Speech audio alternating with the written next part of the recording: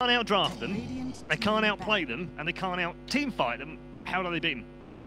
I don't know, man. I think if you're SG, you're willing to give that another shot. I mean, you played the style that you want to play. You played around Adriano, enabling him in team fights. Would you not want them to be a bit more run at you, like first 20 minutes, like they were back in, their Brazilian friends in PGL? The only the thing did the same thing, right? Ran at them. The only thing that I was going to highlight is what just happened in the draft, is take out the Furion, right? To me, well, that's gone. The Dark Furion was, if there was a problem for SG, it was the Dark Furion able to punish them for that strong 5-man style that they play.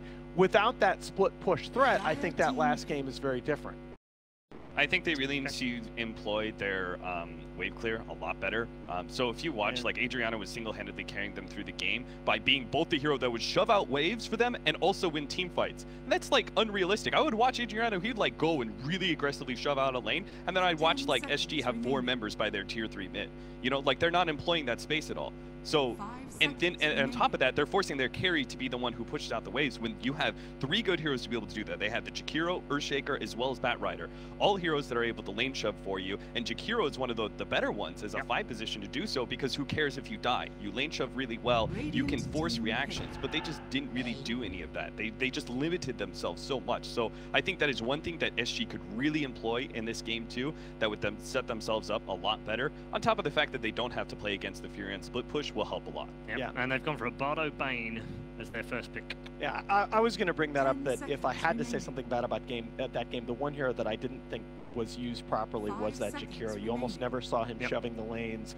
There were a few nice ice paths in the team fight, but that's not the primary purpose of the Jakiro. You really want to be playing on the opponent's side of the map, and you want to be using that pushing ability to convert objectives after team fights. Not really something we saw. So Venom Clock. Yep. Venom Clock, I like it here. I think it's in the Keen Gaming wheelhouse. Yep. Strong openers. And they get Venomancer, which is probably, like, it still puts a lot of pressure on lanes, and the fact that maybe it's not Furion that teleports around, but it is a consistent presence that's very hard to be able to deal with, is constantly pushing in a wave, is constantly being able to defend towers if that's what you want to employ it for, and now it's also a really good team fight hero, which is what Keen was definitely missing from game number 1, and the reason I feel like they should have lost that game. When you're losing team fights at 25 minutes with a lineup like that, with the Lifestealer lineup, like, you usually aren't able to come back from that, but here they've got a very clear team fight advantage with Venomancer. Bane Mirana is a good opener for SG, though. Yeah, I mean, it's a strong hero for Adriano. He's played this more than anything else in this current patch, and we've seen what he can do on it. Yeah, I like the Veno opening from Keen also because it puts laning pressure on a lot of the heroes in SG's standard kit. But the Mirana here, I think, is one of the best responses that we could have seen by SG. Very difficult to threaten that hero mid, at least in the early levels. It does leave their off lane out of the pool, and we kind of talked about it. Leposa does have a little bit of a low hero pool. His Batrider's going to get banned. He had a couple of good plays on the Batrider, by the way, even if I feel like he wasn't really pushing the hero to the max. Mechanically speaking, he did have some pretty quick reactions and tried to play around wrong as much as possible. Yeah, and a lot of that was just wrong taking it away. There were a couple of those lassos that I thought that he was in position to avoid the swap, that wrong was just super quick. And there were a couple that went astray, just in the sense that he would pull someone out and there wouldn't be anyone there. Yeah, there was like the Lifestealer, the Lifestealer infestant mid. He popped out of a creep and instantly Leposa jumped in and grabbed him. Like, that was really fast reaction. So I was like, oh, that was a cool play, but it still didn't matter, right? Because Wrong was still always able to. So even though he tried to play fast, he was strategically neutered by Vengeful Spirit. There goes the Ember Spirit, this time by Keen. Okay, I was wondering whether Keen was going to focus exclusively on banning out the offlaners of Leposa. He does run a bit of Tide, which is not a hero that we see often anymore. He's run Underlord here in the recent past, so does have. It's not a horribly restricted hero pool, but I would expect to see SG secure that offlane pick to open up the next stage. Considering how Keen set up game number 1, I wouldn't be surprised if they picked up something like a puck for their offlane, and they just continue to play this very razor edge style that is very focused on being able to fight and win fights over and over and over again, and it does leave them very little room for error. And Puck is kind of one of those perfect heroes for that, right? An aggressive initiator that can fall flat if countered well. It's also one of the heroes that they've picked up a number of times. Yes. Poe's the second most played. And I do feel like remaining. another thing was that initiation was a big problem for them last game, right? The part of the reason that they did not have the better team fight is because of the fact that they're forcing Clockwork to be an initiator and do everything with hookshot cogs, while SG had Blink Echo Slam and they also had Lasso. You know, both of those initiation tools are superior. Yeah, I think the theory behind that is you can get away with a little bit less in the initiation department. You can focus on counter initiation over initiation when you think you have that pushing advantage, because the other team is generally going to have to come to you. But that said, I agree with your comment. The Death Prophet, third, not bad. Does give you a little bit more information about where the Veno's going to be. He's going to be in one of those side lanes. But again, Veno, part of the reason you see him picked up first phase predominantly so often now is because he's so difficult to punish with a lane. Yeah, he can kind of go anywhere. Here in this situation, they could just as easily run him off lane as they can safe lane.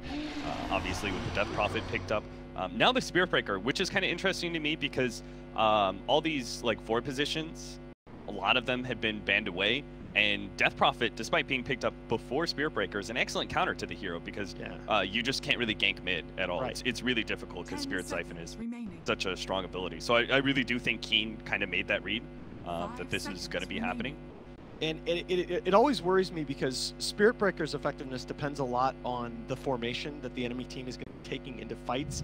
We talked about this the other day with a Spirit Breaker against a Weaver, where you think Spirit Breaker is really good against Invis, but then Weaver has the mobility that to charge the Weaver, you're going to have to go across the entire fight. And here, that's definitely something that Spirit Breaker can't do because Clockwork really, really messes with him. He can zone him out of that fight if he's able to predict the angle that Spirit Breaker is going to take on the charge in. Dazzle for wrong. Yeah, I mean, you want to talk about the saves that he made for the Venge last game, drafting him a save hero this game, not something I'm going to argue with. And this time he doesn't have to die for saving hero, you know? Yeah, there you go. So he can make even more plays. Like, great range on that level 4 Shallow Grave. And now all we need is the out-of-nowhere axe pick from SG to try and counter that. No. That hero's been gone for a long time. And it also struggles like hell against Clock. Yeah. Garbage. You know what I would not be surprised to see here? I would prefer like the Puck off lane, but maybe they go back to Void. Maybe they touch on that one. Puck offline. I personally would not employ that hero. Not good off lane. Yeah, that is okay. That is a I hero. would be surprised if Keen did That's it. an opposer hero. It's a hero that they've run before, and I like it because it gives them an element of dynamism that they didn't have in this draft before. You know, as opposed to the last game, Keen through the first 4 picks, this time are looking like the team that's going to try and deathball. And Underlord really enables you to punish that deathball in some creative ways. In particular, if you have a wave clear advantage, there are a lot of situations where Underlord is going to enable you to get 2 towers for the price of 1. And I really like that potential in the hero, especially given how you got beat last game. Hey, it's great versus, he's great at being able to punish these like sort of 5-man push lineups where you're going into a tower and if you lose that team fight, like the turnaround potential is huge for an Underlord, being able to relocate your whole entire team to a side lane that's being pushed in. So it is going to be pretty important for SG to push in side lanes, which they didn't do as well in game number 1. So again, I kind of want to go back to that point and really see SG make an improvement there. The other thing is, I think I like the potential that both the Underlord and the Spirit Breaker give you Roche Pit fights. Like, where's the one area in the map where it is hardest to anticipate the angle that Spirit Breaker is going to take into the fight? It's that Roche Pit, and the Underlord can both get you over there, and he can actually help out doing Roche. He is one of the few percentage-based damage nukes that affects Roshan. Yeah, it's actually kind of crazy. He's really good at doing Roshan. I think I watched somebody do Roche pretty much solo with the Pit Lord once when you got like Octarine and I mean, when you think about it, it makes sense, right? It makes sense. Sitting there over He's and a over Lord again. of Pits. It's a Roshan pit. It's no longer a pit, though. Oh, you no longer go down. That's true. Is there we some still call it there, Roche Paul. Pit. We still call it Roche Pit. Is there some kind of competition, Paul, that I don't know about with them making the wrong right puns and now? All right. I thought I was the dad at the desk. No, you no, have some no. experience. We've got some experience in that. Oh, they banned Monkey King. So the offlane Monkey King is a possibility. Yeah, Maybe the Venomancer is offlane here as well. Again, Kane, really big advantage. What about a lone druid here for SG? I already wrote down Costabel's pick, by the way. I Okay. already wrote it down. You gonna tell me? No. He's gonna reveal it. The Arc Warden. That's not surprising. Oh, get the. Do you wanna? Yeah, I suppose we should have kind of. Yes, Paul. We should have seen it coming. Paul. I just hate the hero. As soon as they picked up the Underlord. But they've I got, I know. But they've got Yeah. Chaos Knight now. So here's the thing: is like Arc Warden, Keen are fine with letting it out because Death Prophet is actually one of the better heroes versus Arc Warden because the ghosts ignore the bubble and they can get damage in. Now they've got Chaos Knight who's going to pick up a Blink Dagger eventually to jump onto the Arc Warden as well. They've already got Clockwork in that regard. I actually think that Keen is perfectly okay with this. Yeah. Honestly, I think it comes down to I think the Arc Warden makes this tempo-wise. I think it's just going to take too long to come online, and this time, if Keen get off to that big laning phase advantage, there's no 10-minute Batwide or Blink reveal to keep you. All right. Okay. Well, they're going to get. You don't even have to ask me, Paul. Yeah. Well, let's build some tension here. let's have a proper show. Sure. Capitalists. Yes. Where are we going in this second game? I have to think about this a little bit, Paul. I have to read the weather signs outside, feel my Oracle vibes here. I don't know. If SG couldn't win game number 1, that was their best shot to be able to beat Keen. And so you're all on board with Keen 2-0? Yeah. All right. Alan? Yeah. Love what I saw from SG in game 1, but I think the Arc Warden was a trap. There are enemy ships in Sector 47. Keen Gaming. Set by Keen Gaming. The two experts here on the panel believe that this is a 2-0 for Keen Gaming. Is it? Let's find out as we head into game number 2. Thank you very much, Paul. Indeed, I'm Odie Pixel. I'm joined by the fabulous Blitz. We're ready to kick off game 2 between these two sides. It's SG, of course, against Keen Gaming. Blitz, the panel, they didn't have a lot of faith in what SG have brought into game 2, but they've got their Arc Warden. This is this hero that every team seems to ban against them. It seems to be their favorite go-to hero to play. Is it not good this game? I think it's a little bit rough, and I think people have set the standard of how to play against it. Just aggro tri-lane it, or get really aggressive on it early on, and that's why SG, they're smoked up as 5, because they want to make sure that he gets the best laning phase possible. This hero struggles. Yes, it catches up, but there's a bare minimum of items that he needs to fight, and it's a lot of items. But he does get them at a good pace, surely, after he hits sort of his first, the Midas and such. He farms quickly. Yes, but I think the game also snowballs pace-wise like out of his control if he doesn't have a relatively strong lane. And that's why they're smoked up like this. It's not just to try to get a kill, but it's to scout out the lanes early on. Yeah, he's not going to quite be able to find the range for the setup there, Bardino. So SG don't get the kill, but as you say, it gets them some info. Also gives some info, of course, to the side of Keen Gaming. And we'll see where they want to put Costabile. Looks to be heading up top. The info is the important thing here. They need to be able to see what's going on. And we talked about just a second ago, they want to aggro this. You want to make sure that you get as aggressive as possible, and look what they're doing.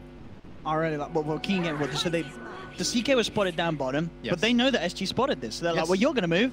We're going to move as well. Yeah, it's brilliant. Because it's just taking that extra step. They're thinking to themselves, okay, they saw our CK, they think it's a CK bottom, they're going to play it out normally. We love that. But instead, they're doing a little bit of a swerve here. And I like this, because you really need to shut this hero down. And Tianming making sure that the courier wasn't getting sniped there by Bardino. Bardino and Theo, they've got their eyes on mid, and In could be in trouble. They have the Nightmare set up. We'll see if Tianming presence is enough to put a stop to it. Charge coming through, and with the cog push back. Beautiful cogs. Well, you say that, kind of pushed Theo Lecor in range of Ing, and at the end of the day, Ing goes down. It kept Adriano away, but yeah, they still get the first blood. Yeah, no Fairy Fire on the Death Prophet is going to go down. Did catch 3 people with it, but so far so good as they already moved. And I really like this, that You've no got hesitation, just TP out. As you said, well, this is literally the most important part of the game for SG, just making sure that Costabile has a great start. If he doesn't, it's pretty much game over. Yeah. Nowadays, that has been the counter in pubs and in professional games. Aggro tri-lane this Arc Warden, shut down his early game as much as possible, and never let him recover. Because yes, Sal getting cancelled as well there. Dark keeping himself a little too close to Costabile. And that is going to hurt him down in this bottom lane. He needs backup, and he has got it in the form of the clock coming in.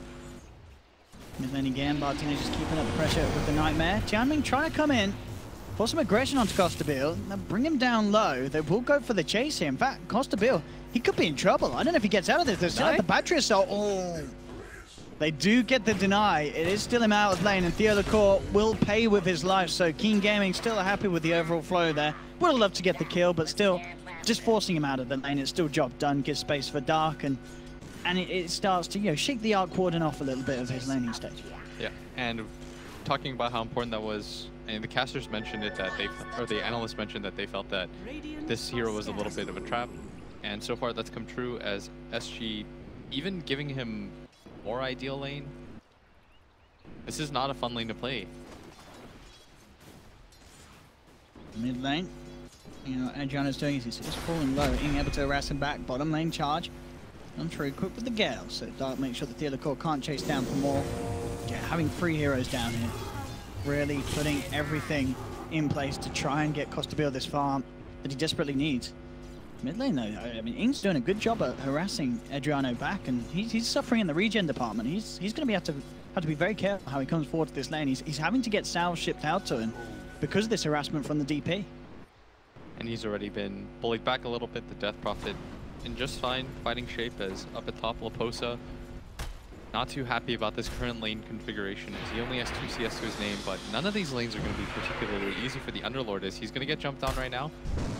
But the Mango There's a stun. for the stun. This should be a kill with that sort of a heal bomb. Laposa, 3 damage over time from the Poison Touch gets the job done. Mid lane Theo Lacour has the charge, TP coming through, not quite enough damage to finish off Ing, and they do have to be very careful how they go in on that TP with the 2 points in the Siphon. Every availability for Ing to turn things around if SG get too close to Keen Gaming's tower.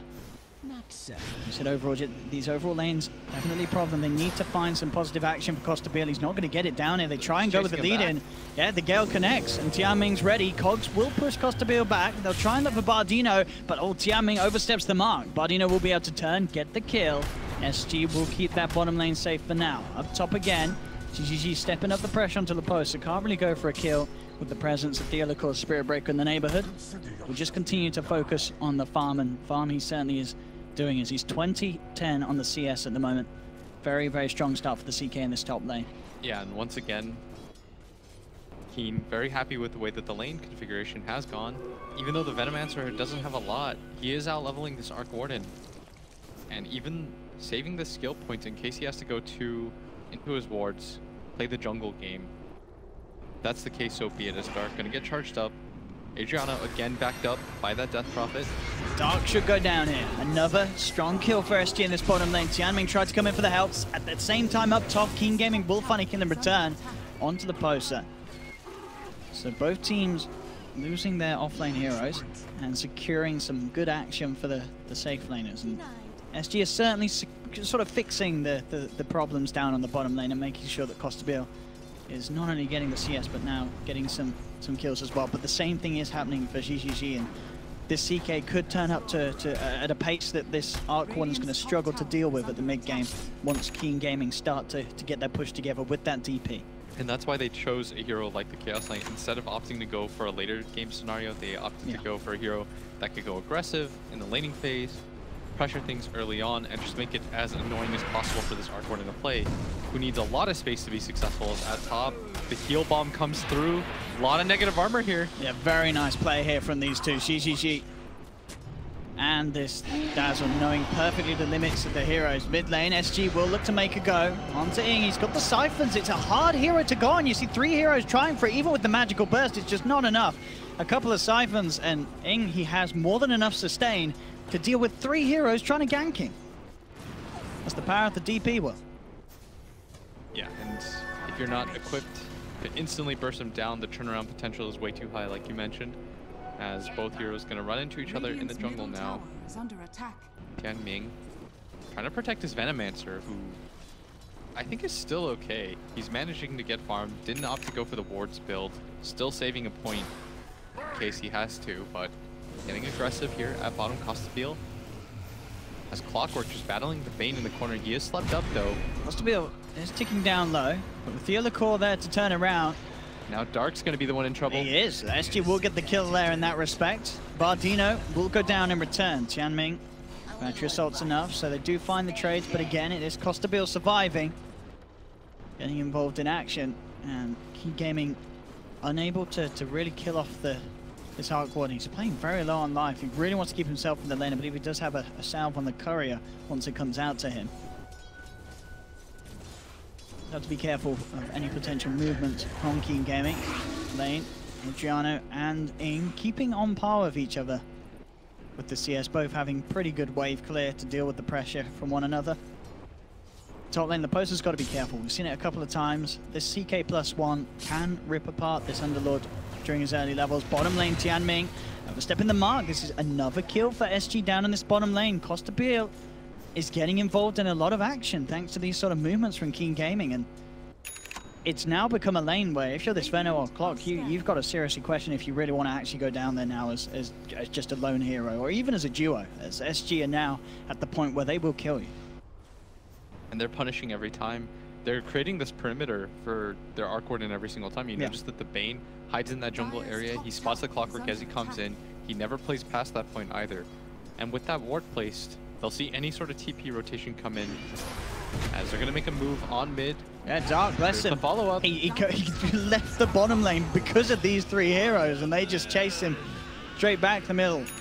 At least Dio and Bardino, the Spirit Breaker Bane combination just causing issues for Dark, who was just hoping to find something from that mid lane. While Sting was up top, of course, the DP sent up there, looked to get the push on, did manage to claim a tier 1. And now with the Phantasm, GGG, he's looking for some solo kill potential with the damage output from his illusions. It'll be more than an easy kill. The question is if he gets punished for it. Adriano trying to go in with the help of Theolacor. GGG falling down low, but the heal's there. Wrong's going to be able to save him. He's ticking down low to that urn. The Grave out in time. GGG will be able to walk it off. Keen Gaming coming in time to save the day. And already, this could be another game. We saw Wrong do it game 1 on his Venge, maybe game 2 Wrong on his Dazzle. I'm ready for the plays, because this man, he's been making them so far today. Yeah. Not the flashiest player, but always very reliable, as Costabile once again gets another kill. This is spooky, this Arc Warden getting this much on this bottom lane. It looked to be a slow start for SG down here, but it's very quickly turned on its head. This is exactly what they wanted for the Arc Warden in this opening 9 minutes. Yeah, they were willing to commit 3 heroes for his cause. They had to abandon Laposa and Adriano a little bit, but they haven't even suffered that much. If you just look at the CS, the Mirana, barely behind. And so far, so good for SG. Much better start than last game, as they have kept up overall. Now they're going to take the gold lead. Bottom tower is under attack. It just barely, though. Theo looking for anything on the map. He really wants to just keep charging this Venomancer. Yeah, that is the easy kill for SG to look for, especially seeing as he's most of the time left alone. GG down bottom. They have now got the 6 on the clockwork. Tianming, we saw what he could do in game 1. He's ready to go and kick it off for game 2. Theolacor looking to try and charge himself out, but he's stuck in the cogs. Battery assault, meaning he can't get nowhere. And Theolacor is gone. An instant kill off the back of having that level 6 on clock. Top lane Wrong. Spotted out. They got the Wraith. Takes out the infused range drop. And again, Costabile going for it. But Wrong goes for the Grave. Goes for the TP. He's going to be A-okay. Oh! The damage over time from the Flux nearly enough. But the Fountain Regeneration will keep him safe again. Wrong making the smart heads-up plays. Barely gets out of there and doesn't seem to die a lot. But still, it's this Venomancer that worries me more than anything. The net worth is not great, as we can see there. I like how it just says poor record and then in giant red letters, or numbers I should say. They really want you to know that he's suffering right now, as he's going to get charged again. Oh, Theo, this is a deep dive. I was going to say, he's going to hold back on that one. That's a little too crazy. Even for Theo on his Spirit Breaker. He'll hold back. Bottom lane Keen, they are getting the objectives. Exorcism's up again, they'll move down on the bottom. They get the drag back onto the poster with Phantasm's out. No escape for this Underlord. Silence can't throw out anything in return. The poster's gone, they'll get the kill. They'll get themselves the tier 1. Adriano's going to come across. Actually may be able to protect the tier 1 for now. He's got the Arcane Rune, he's ready to play. Good levels as well on the Mirana. He'll have to respect this illusion a little bit. Theo's there to back him up as well though, and we'll look for a charge, especially with the 6 now. Has the Nether Strike. SG can look to fight here, especially with the Exorcism now down. SG, they defend their tower. Yeah. While at the same time taking that mid-tier 1, getting much more aggressive in this early laning phase of this game, as they sense what they have to do is create as much space as they can opposite the map of the Arc Warden, which they've been largely successful in doing. Is he has the highest net worth in the game. We talked about how you need to slow down this hero in the laning phase as much as possible. Well, OD, this hero not had a lot of hurdles. Absolutely not. There was that one death earlier, and the first sort of 2-3 minutes it looked good for Keen Gaming, but since that SG kept it stable, turned around, as you say, Costa Bill exactly where he hoped to be, maybe even ahead of it as well. This is a very, very good start and a good Midas timing for the Arc Warden, no doubt about that. Considering he had to lane swap immediately to bottom, then on top of that he gets denied and killed. And the laning phase looks a little bit rough, but they devoted 3 heroes down there. I think they learned their mistakes from the previous time they got aggro tri-laned, where they just sort of abandoned him and said, well, maybe you can come back later on. No, doesn't quite work like that. This time around, getting the early Midas, he's going to snowball so quickly. And the problem with this hero has always been, you don't really know when you're supposed to fight. Oftentimes, it's deceptive, because you think to yourself, I've got a Midas and a Maelstrom, why can't I fight? Well, your hero's still relatively weak. So you need to get off to that good timing so that you can get to that 3rd item, then join your team for these engagements. I mean, that's the thing as well. Obviously, Keen Gaming, this is pretty much the first time sort of on an international stage. The question is, how used to fighting against an R1 is this team, Keen Gaming? No to them, they will look for Bardino. He has the Shrine Heal. Costabile has actually TP'd straight in here with the just with the illusion though, so he himself will be fine. But you have to respect, the damage output of this CK. But yeah, Arc Warden, do you think, are these guys, back in China, is it a popular hero? Do they see him much over there, Jim? I don't think so. No. A lot of scenes don't really get exposed to this hero very often. Yeah. SG is one of the few teams that pick him on some kind of regularity. As in mid, Laposa might go down once again. He's having a tough game on this Underlord. He's been bullied so heavily. There's the 6th death on this Underlord. 14 minutes in. As you said, this is sort of the price that SG are willing to pay because of how much they're focusing on protecting Costabile. They don't seem too fussed about the Underlord going down as it is, but it's adding up. Keen Gaming, they're getting a lot of money from these games. Yeah, it is kind of the risk that you have to take. The Pit Lord, it's a full mid tower, full HP mid tower. You want to be able to defend it, just spam it out, but they are willing to die for it. And of course, we talked about SG. They're not going to take those fights. You just have every man for themselves in situations like that. At the same time, it's very greedy for them to try to defend these towers 1-2 heroes at a time, but they don't want to just get run over, and you want to provide some resistance in the form of just sending heroes out. Somebody dies. Not the worst thing that's ever happened to them.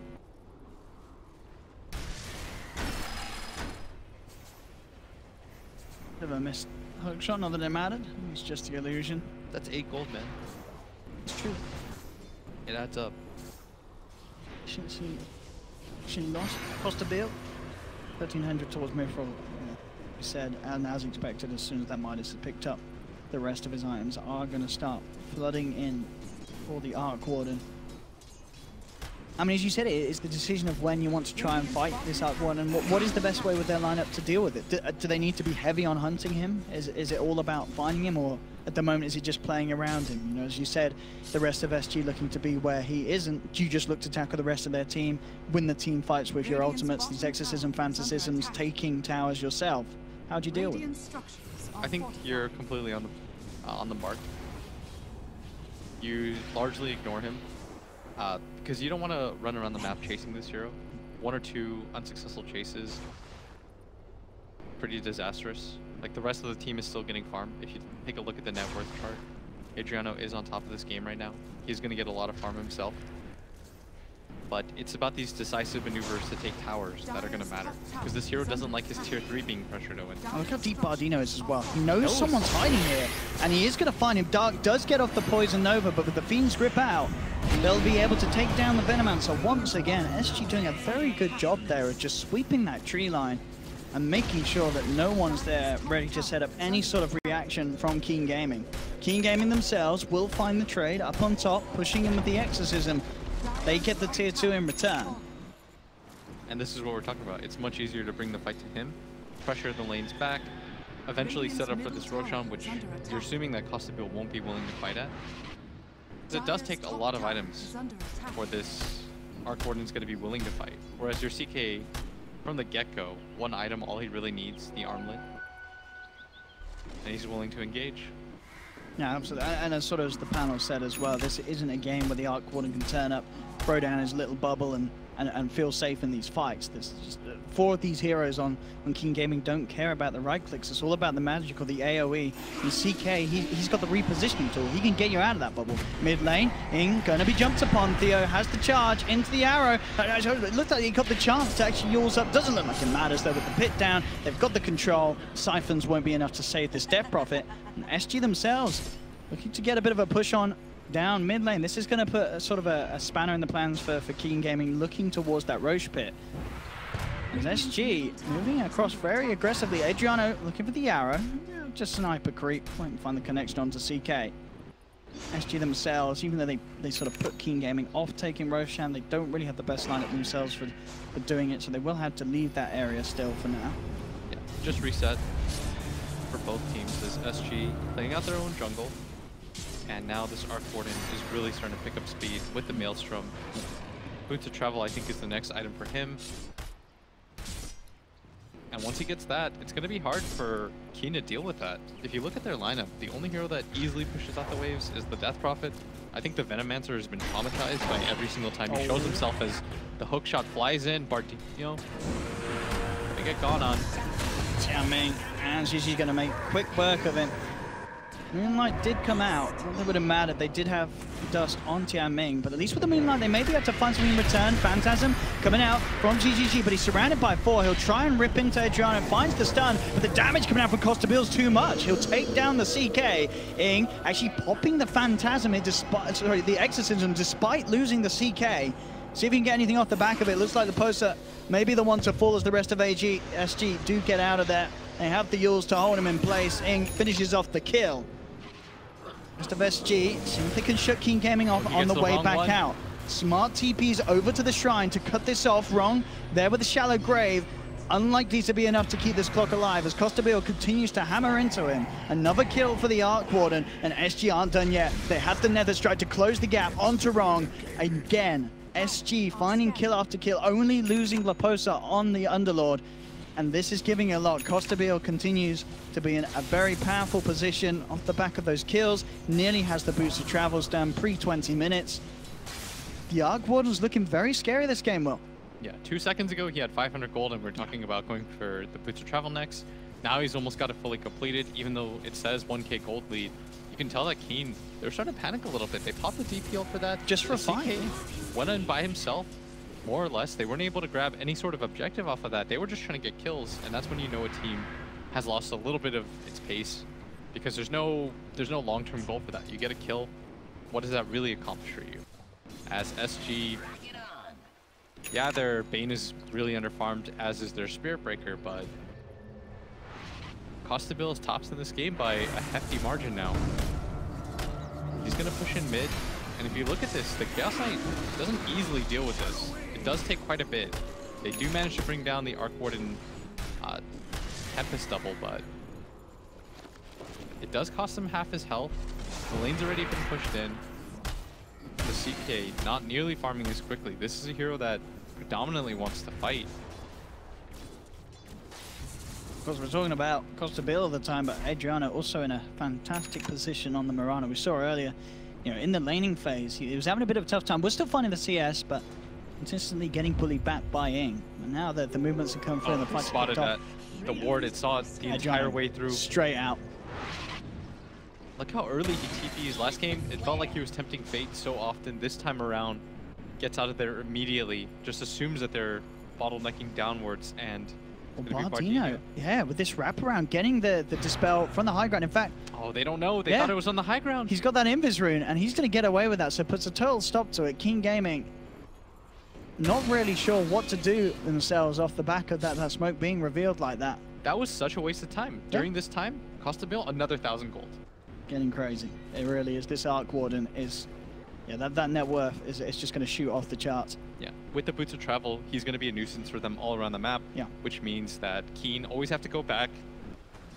They're going to be opening themselves up for these pick-off opportunities.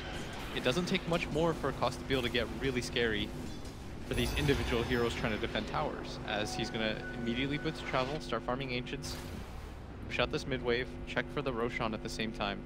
I mean, that's the thing as well. Sure, Keen Gaming have this strength in terms of full 5-man, the brute force that they can offer in terms of pushing and taking objectives, but as you say, when it comes down to sending someone back to deal with an Arc Warden push, who can actually do that on Keen Gaming's lineup? Yeah. It would probably be the Venomancer. The Venomancer wards have to be the one to deal with it, but even that doesn't feel too good because the Venomancer goes down really easily. And if the Veno shows and the rest of your team is showing, pick-off opportunities will come for SG. Costabile. This is a big kill. Getting up here, they really want this. They can take him down fast. Here comes the charge. He's not going to have a chance to react by the looks of it. He needs help and it needs it quick. There's going to be the ult coming in from Underlorders. Back of that. It's actually cancelled. Now they can look to turn, and indeed the arrival of the rest of his team, it's allowing him to turn this. Bardino looking to fall as well. They've already lost Spirit Breaker. Bardino trying to get himself out to safety. It's quite speedy. Keen Gaming doesn't look like they'll find it. They do stop that push up top, but Adriano, he's ratting down bottom. And off the back of that, with all of Keen Gaming coming in to defend, they only kill the Spirit Breaker. That's pretty nice for them, though. They didn't lose the CK, and that's the important target. Sure. Is if they lose the CK right in front of that tier 2, that's pretty unfortunate. I think it's worth it for the attempt alone. Okay. And they did get some damage down to that bottom area. Adriano did get a lot of farm, and now they're going to go for a smoke of their own, it looks like. As 4 heroes on the side of SG. Looks like they want to go for the Roshan, or at least secure this area, and they are. And are they walking in here? Yes, they are. This might be the first Roshan that they get out of 6. Yeah, that we've seen the series. It looks like they will have it no problem at all there. Keen Gaming, no interest in coming across the... They're going to rock it, but it's way too late as Keen. I mean, there's a charge coming in with GGG. See what he can find off this. Going to be cancelled, but SG very comfortable and very, very content with the state of this game at the moment. Yeah, maybe just it looks, you know, only a 1k gold lead, but the fact that they have it with the heroes that they have, and the fact that Costabile has had more than good of an opening that he requires as this Arc Warden. That's what puts the fear into Keen Gaming's lineup. They have done a pretty good job of keeping up overall OD, but it's the team fights once this Arc Warden starts to get 4 or 5 slotted that you're a little bit concerned about. The good news for Keen, though, is that the CK has done a very good job of keeping up, and we saw how strong he was in that last game, even being at a significant net worth disadvantage. The illusions alone. Talk about a Tempest double. Yes. You got 4 of those suckers. True. Yeah, out and illusions him. DD's there as well for the next fight if it does kick off, but SG more interested in grouping up on the other side of the map. Continue to avoid fights. Yeah. Put Keen into a do or die position where they feel as though they need to go for these desperation style pushes and force them to use that ultimate if they need to. As Adriano, we haven't talked about him nearly enough, has kept up. He's having a great time. Yeah, he's going to be a threat in his own right. Really has completed Mjolnir on its way out. SG, look at the smoke from mid, trying to catch out Keen Gaming on this bottom lane. Charges in onto GGG. Some of his team's already leaving. In fact, oh, he will as well. TP's out just in time. Very close, though. Keen Gaming will, for the most part, be able to get out. Wrong, always still left behind. And SG, they're hunting. I don't know if Wrong can get himself out of this. They've got a lot of stun. Wrong looks like he will go down. They've got the Fiend's Grip. No one left to help out the poor old Dazzle. And SG will at least manage to find something off the back of forcing Keen Gaming away from that bottom lane. But tier 2s on both sides did still end up falling.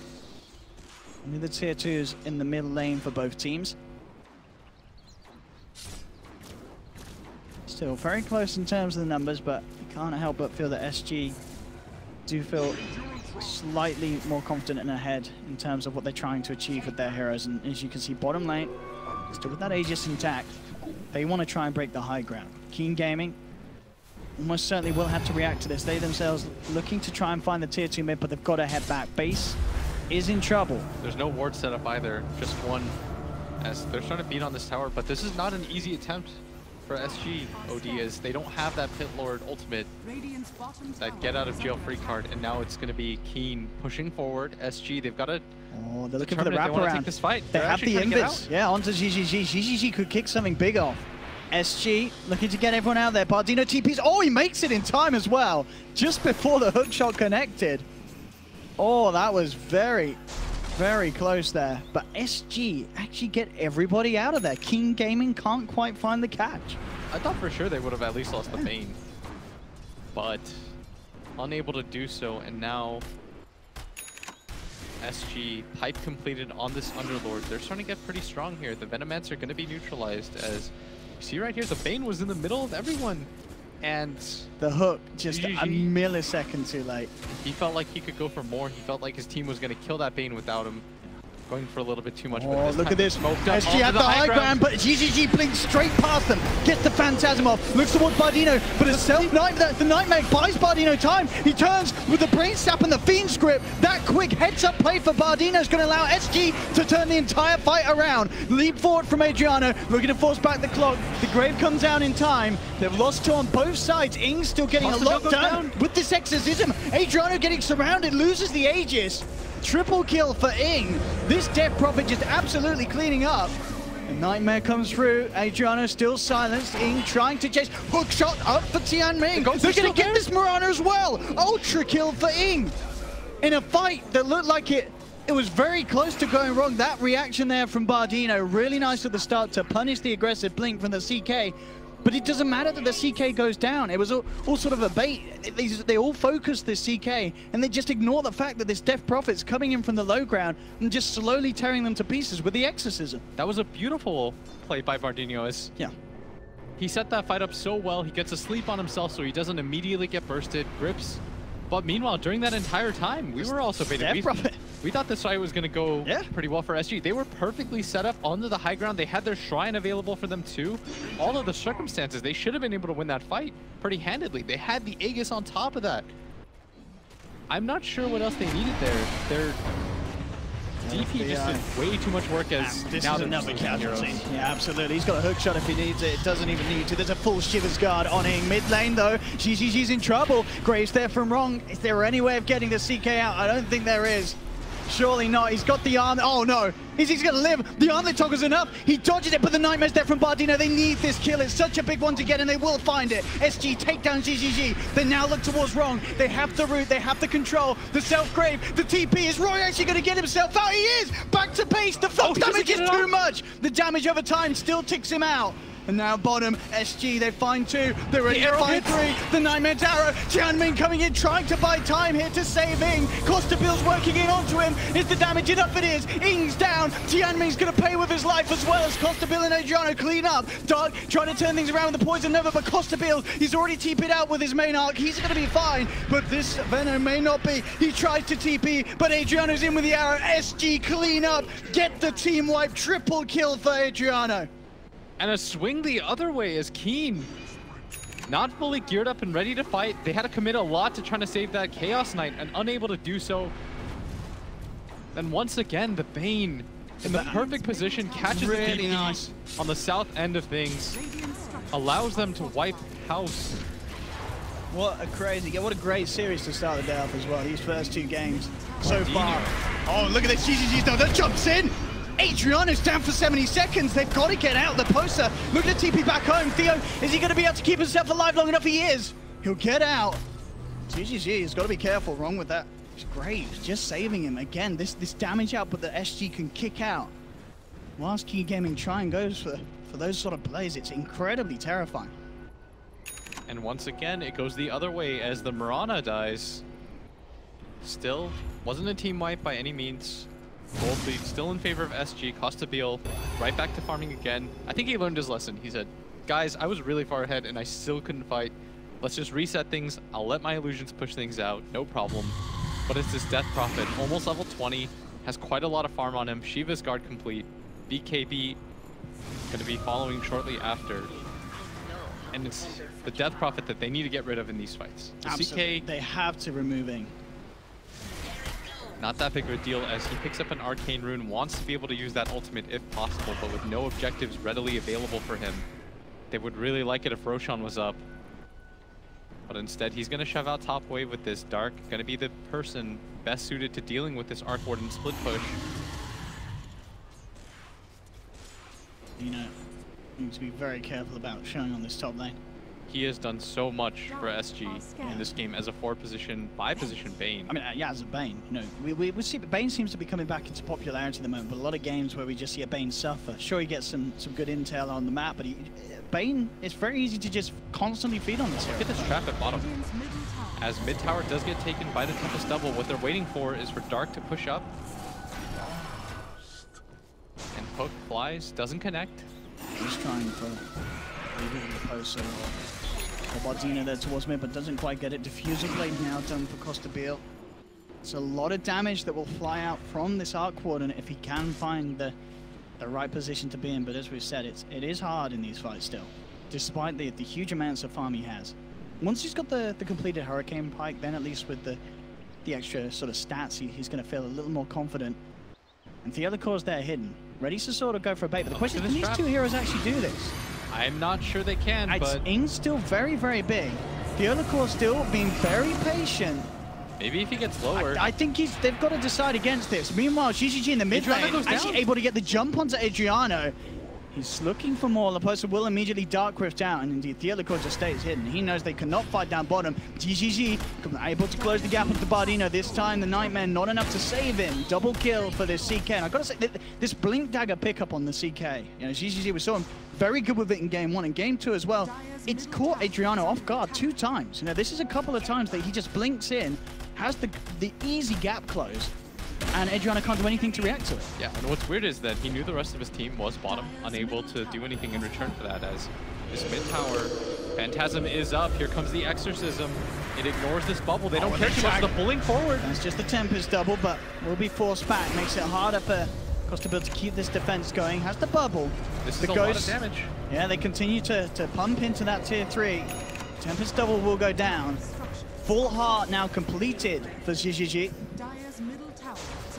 Fortify going to come online, and Keen, they just want to open up this tower for later.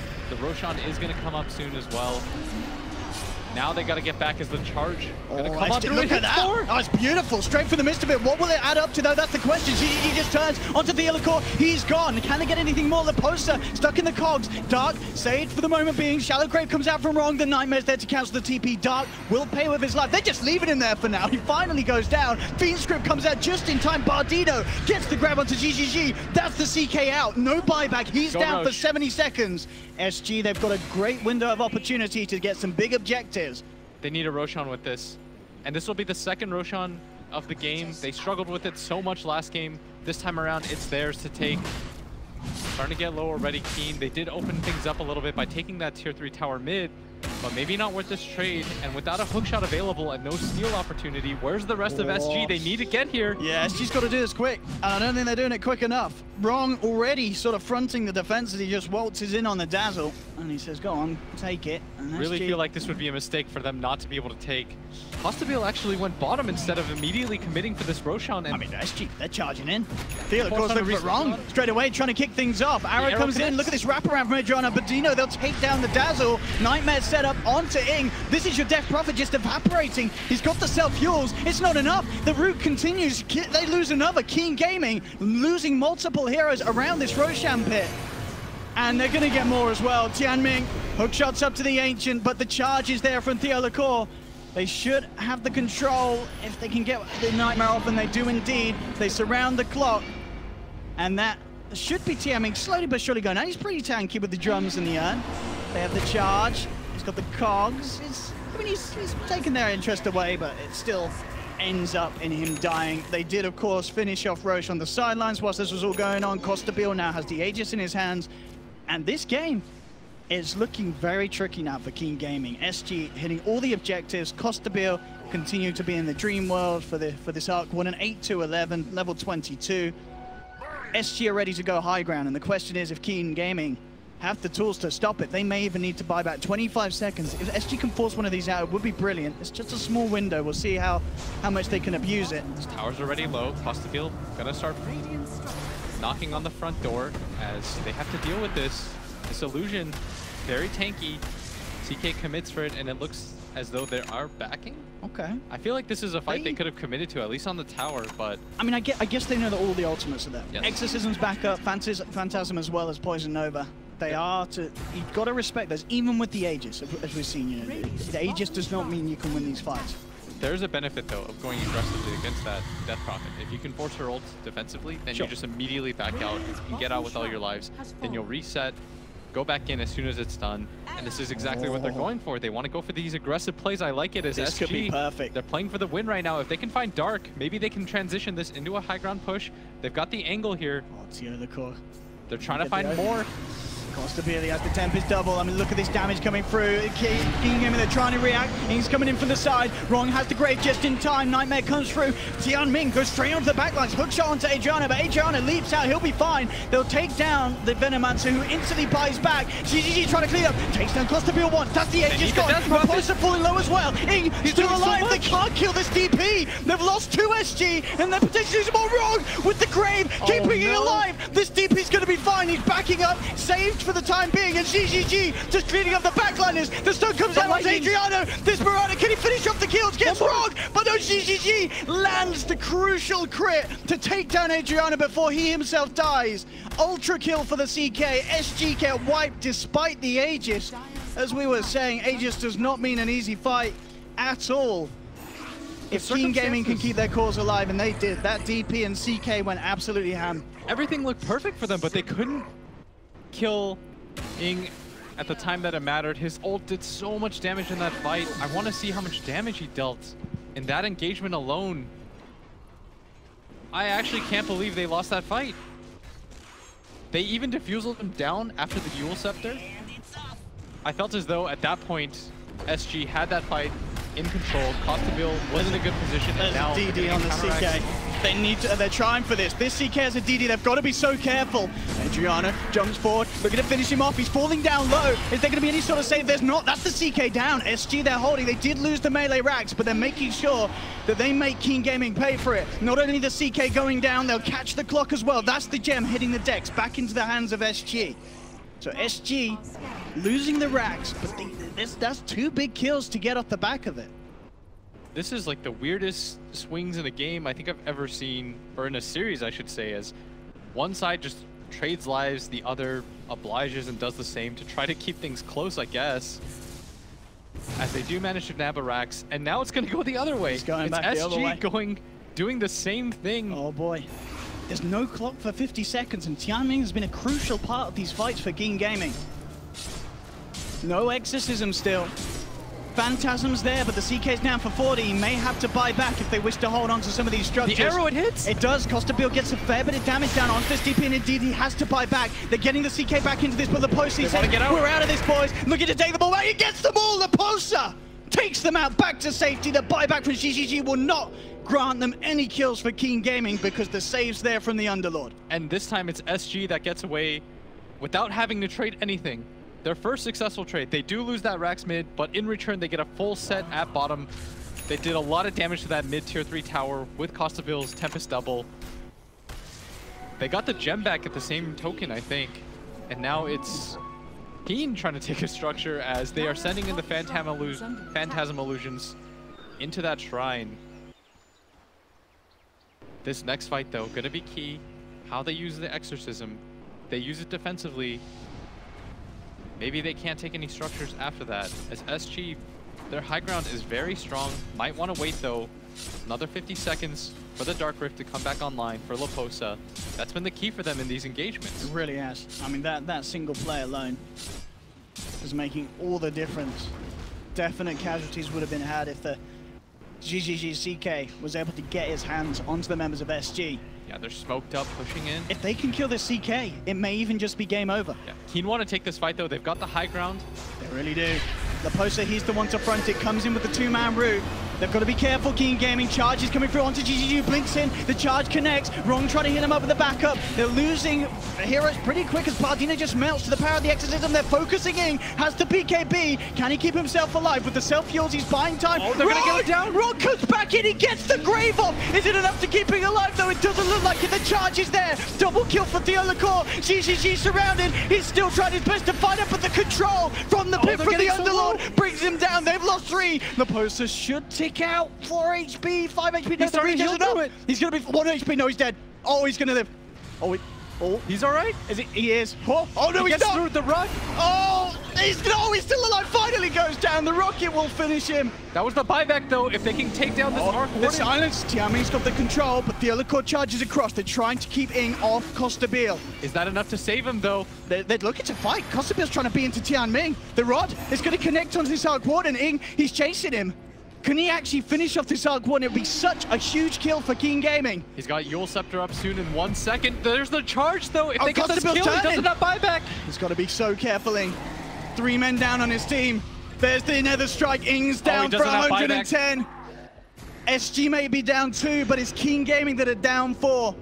No buybacks at all. Can SG actually get this sort of finishing push together, though? That's the question. He's going to pop all the shrines right now. He knows he has to keep himself out on the map. They can't afford to go back. This is such an opening for SG to get at least another set of racks for sure. There might not be enough time, though, Owen. 18 seconds until the CK spawns. He's going to send his illusion in mid to push out this wave instead. And luckily for Keen, they did lose their CK early on, so he's going to respawn shortly. The Clockwork soon to follow. But look at the buybacks. Only 1 available. And it's a relatively inconsequential one. I mean, it looks like Keen Gaming will be fine for now, but these fights, very costly. Whoever takes the next fight successfully, without any buybacks on either side, if any fight is like a 3 for 5 or anything like that, the game is just over.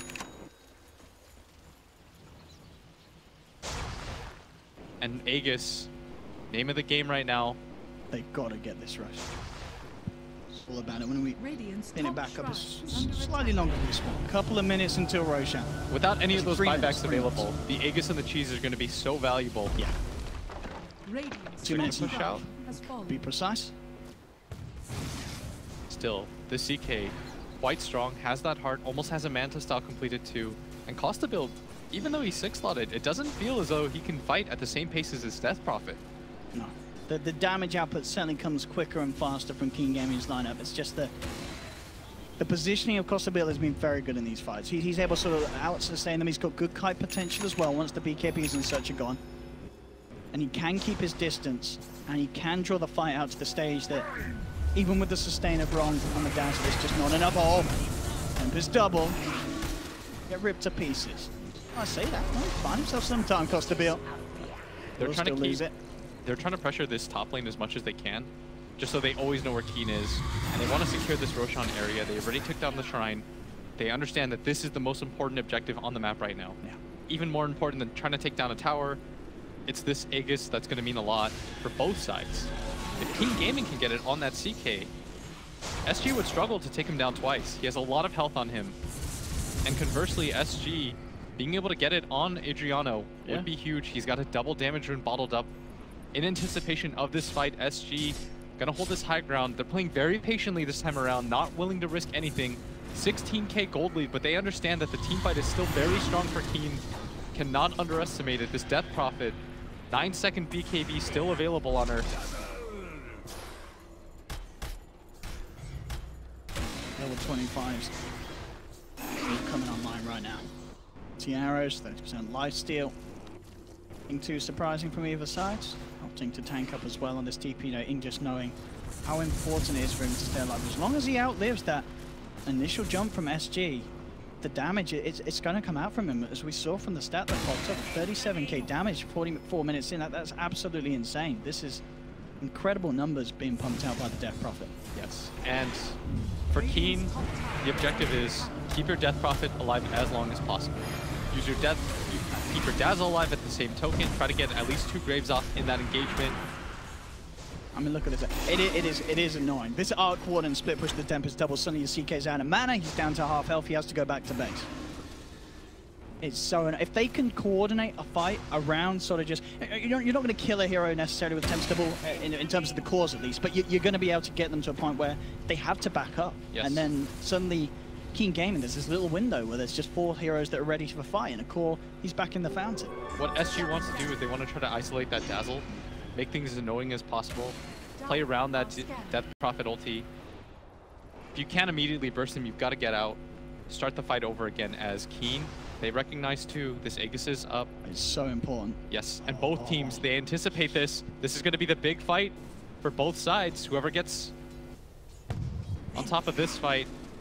Keen prepared for this. They have the Moonlight closing as well. SG. They want to take the high ground Keen. They're all around that area, but they don't have their Death Prophet. They might just get caught unawares. Yeah, there's no Ing. In fact, SG, they may just go for Ing instead. They know that they're split up. North.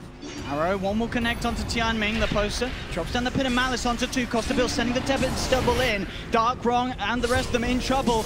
In fact, they lose Wrong already. That's the Dazzle down. Dark, he's going to fall as well. 2 down on the side of Keen Gaming. GGG is trying to turn up the fight. He wants to go for this. Goes straight onto Costa Bill. Gets the real Arc Warden. Takes him down, but GGG himself is gone. The damage from Adriano, too much for the CK. In trying to chase and look for the kills that Keen Gaming desperately need. The control from the Clockwork will allow them to take down the Spirit Breaker, but they really need something more. And can they get it? They have the rod onto Bardino, forces himself away, but with the chase down from the Shiva's Guard, Spain's got to be careful. Has got the Glimmer Cape. Oh, that arrow onto Tianming could cause issues. Costa Bill's Tempest doubles back in, takes down the Clockwork. They've got the Pit of Malice route onto Ing. He's trying to get himself out of there. The Exorcism's still going to work. SG had to respect that. They'll back away, just leaving the Tempest double behind. There's still a gem on the decks there. We'll see who's able to get their hands on it. GGG jumps forward and will get himself back into the fight. Did, of course, well, cost of the buyback of both GGG and Tianming. Buying back into that engagement, as well as of course the Venno at the start of it. 3 buybacks again being used pretty much straight up by Keen Gaming. And of course it's the other side, it's SG that get their hands on Roshan, get the Aegis, get the cheese. This could be the be-all end-all for Keen Gaming, this next defense. Lack of buybacks, the enemy having the Aegis and the cheese. Can they really hold this sort of push? And they know that Exorcism is down. That's the ability that's kept Keen in this game, despite their net worth disadvantage. And SG, they had to commit the buyback on Costabile. He has a double damage rune. It is running out. Okay. So not the worst fight ever for Keen. But it's certainly not the best as the Aegis and the cheese go the other way. Leaves them vulnerable. Yeah, and now Death Prophet, 8-second BKB, still strong. But Bardino just done too much in these engagements. That Glimmer Cape playing keep away with the Death Prophet, and now it's Adriano starting to rack up a lot of farm. Almost everyone's starting to get 6 slotted, at least the cores. So in that regard, things are quite even. Costabile gonna go for that Hex next. Wants another form of control for his team. Amp up that team fight a little bit. And I think Keen, without the buybacks, they know they've got to just hold on, sit inside their base for the time being. With flair. Do not want to make any rash decisions at this stage. The control that SG have of the map. They can't allow this Tempest double to get on top of their towers. That's why they're just all sitting here. Look at how much damage it does. Huge issue. Costabile, as you said, you know, even though he did expend that buyback, still making sure maximum effect came out of it, turning into that fight. Spectacle, nothing less from Costabile, very, very experienced Dark Warden player. This is the hero that they will try and find games to play it in SG if they can, because they know how strong he is with it and how good the team is at playing around that. And we've seen that from start to finish this game from SG. They've set this up perfectly for Costabile. Yeah, he seems very comfortable on this hero every single time that I see him play it. Understands what he needs to do, plays this hero very decisively. I mean, very rarely I don't think at all this game have we seen him make a play that's been like he shouldn't have been there, yes, or he's been misplaced in a team fight. The only times he's gone down is when GGG makes a very smart play where he actually manages to find the lockdown on the right arc ward. That sort of jump, the blink on the CK is hard to play around, but everything else has been. Oh, the arrow connected on the Death Prophet, but no follow-up. Instead, they're just going to grab this tower. It goes down so quickly as they open things up a little bit more. They still have an Aegis available. Look at how farmed that Mirana is. Has a Daedalus. Has that cheese available, 3,000 gold, and now the Hex is completed on Costabile. It is crazy. I mean, as we said, we've been talking the whole game about Costabile and how well he's farming. But the fact that Adriano is keeping up, you know, with an arc warden who effectively has the, you know, the effect of double Midas. Absolutely insane farm for Adriano. And whoa, King Gaming are trying to fight. Hook shot in, coming in straight away from Tianming. Adriano pops the cheese, back up to full health. BKB and the exorcisms out from Ming. Theolacore trying to focus the base as well as Costabile, but Theolacore's down. Wrong will survive for now. GGG grabs the post from the sidelines. They're picked apart too. They themselves have lost Tianming, but SG, they have to back up. Can GGG catch anything more out of this? Links forward. No reality rift available to close the gap as SG will get away. King Gaming do push them back. They lose half of the racks on that top lane.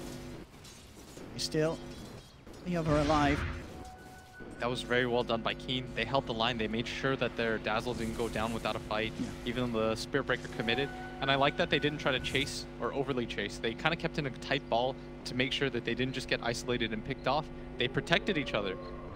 They did lose the clockwork for that, but grabbing the Underlord, wasting more time on the Aegis, and killing the Spirit Breaker in the same breath is going to be well worth it for them as the Courier gets hit a little bit. And that got a lot of heavy valuable loads. Yeah, that's a good job for them. They didn't lose it, man. That's your halberd now for the Venom. This comes out. Look at that damage.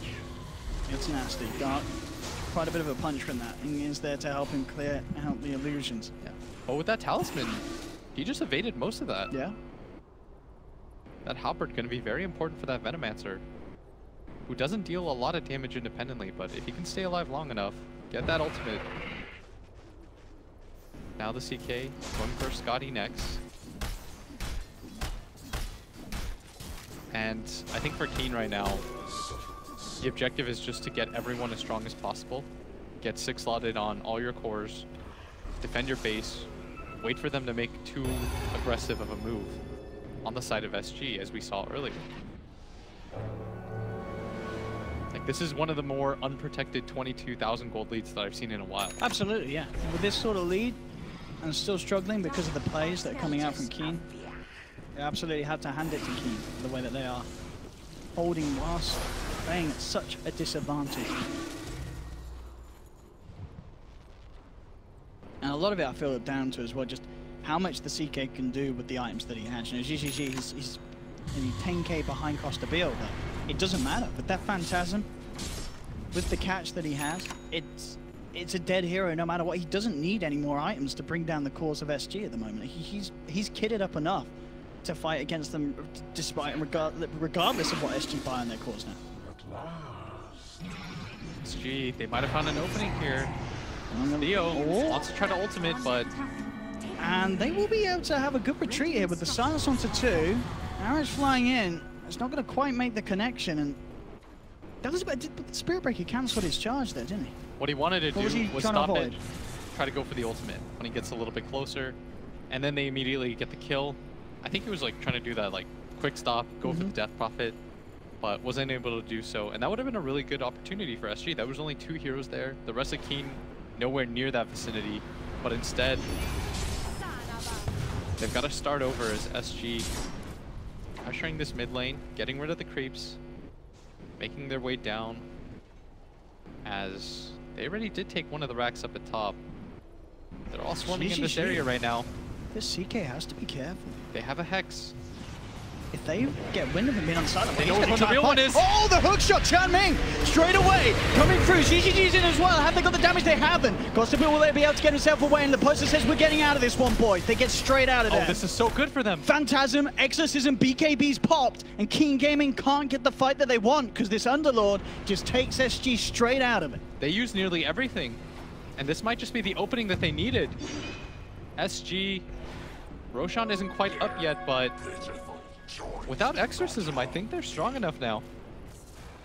That's a huge expenditure. Absolutely, I think we're really seeing the strength of the Endless. So many games where this hero is picked because fundamentally the skills it has, the way it can be played, are just so powerful in situations like this. And very rarely do we see games where it has this sort of effect, but this matchup against these heroes that rely on these big team fight ultimates with long cooldowns, it's incredibly invaluable. Yes, we saw that Death Prophet ult. He was ready to fight. He really wanted to take that one. He felt like the angle was very good. Cost of build was found almost immediately, and then everyone is poofed on. Oh, it's easy. Has to be careful. Links back.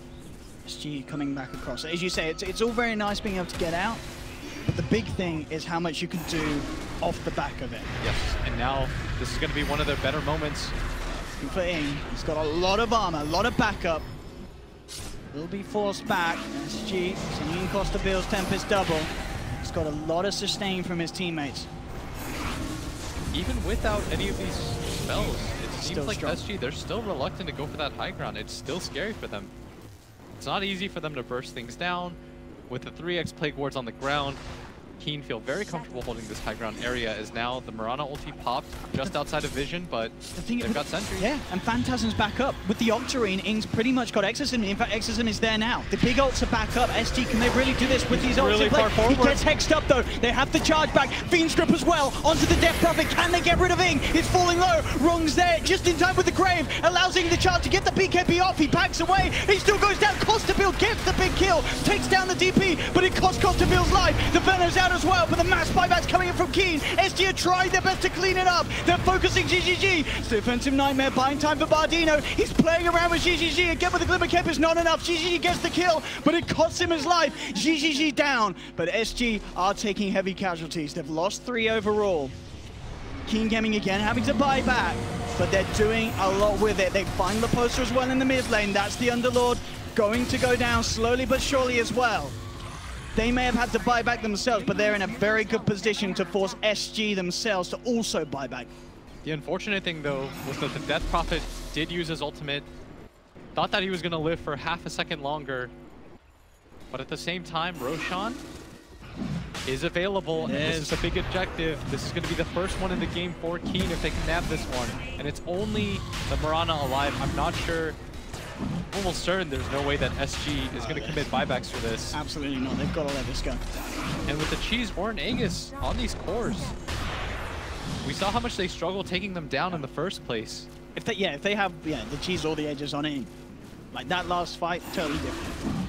He ends up getting solo. He had a lot of armor, but I think it was pretty much what a mouse the lightning proc from the Mjolnir that got that last bit of magical down on him. And it's all those hexes that make him very hesitant to use that ultimate.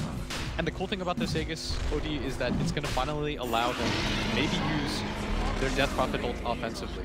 Because for the most part in this game, he's had to use it defensively, and SG just reset. They run away, they Uber out, but now things are a little bit different as they can start to reclaim the map a little bit. This is absolutely 25k behind, and they're still playing as well as that. This is incredible showing from Keen Gaming. I'm looking at the Dazzle, wrong, he's been having a great game. Kind of want him to spend his gold. He's sitting on 3,300 gold here. I feel like something like a Lotus Orb could go a long way here, couldn't it? Yeah, but I think he... What's he waiting on? What's he he's deciding? waiting on. Yeah. He could buy a part of something. Maybe he's just not willing to commit to an item yet. Okay. It looks, yeah, he queued up Glimmer Cape, now he's changed to 4 stuff. Looks like he's still considering. 4 stuff actually arguably could be the better item here. Yes. Having that force, as we saw, just making sure that they can create a distance between Ing and SG once they jump on the DP would certainly buy him time to just get a bit of regen, get back up, and then get himself back into the fight. When everyone is this farmed, it's oftentimes just the positioning of the fights that matter, and being able to force people away. When they're hexed, it's such a good counter to the hex. Somebody gets hexed, you just force staff them down, you force the enemy team to commit and get even further. That's when you trap them. But SG, oh boy, 26k gold lead, but it hasn't seemed to mean much as... What can they actually do? Anything off the back? Probably not, no. A little too deep. That would have been crazy if they just committed off that arrow. Would have been a little deep. But we're seeing the power of this multi-shot arrow late game. Not only great for the 3, but the vision game as well, giving SG a lot of information when they try and fight. Yeah. DD Rune though, they want to take this fight. There is an Aegis and she's available to on Keen. An aggressive maneuver. The double damage though, prompting them to do so as Dark It's going to be just out of vision for being nighttime. Maybe if they can separate the rest of them, it doesn't matter. This wall gives them the info they need. They're going to see Wrong straight away onto the dazzle. Wrong can't play his way out of this one. The arrow connects. Wrong to fall. Costa on the side. Look for GGG. GGG. And they can't see him. They don't have any detect. This CK is going to be alright. In fact, see, he's deciding to turn and fight now. Adele comes in, gets the Gale off. Indeed, Ing. Yes, the ulti on the side. He's trying his best to keep alive with the Siphon, and for the most part, he's doing it. Finally, Theolical comes in with a net drop, but Ing, he's still alive. He's not going down. This Death Prophet's A-OK, and it's SG. They've lost 2. Leposa now having to run away. Costabil has to be so careful how close he gets to this fight. It's a 9-man Leposa.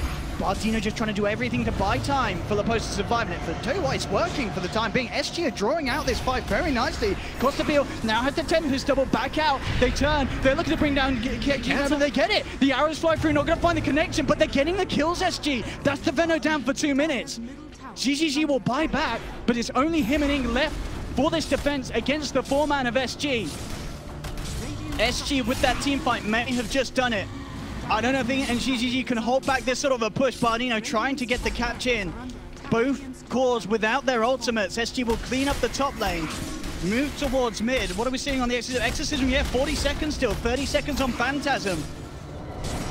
Can they really hold this? They'll try, but again, straight up with the Invis. These two don't have detection.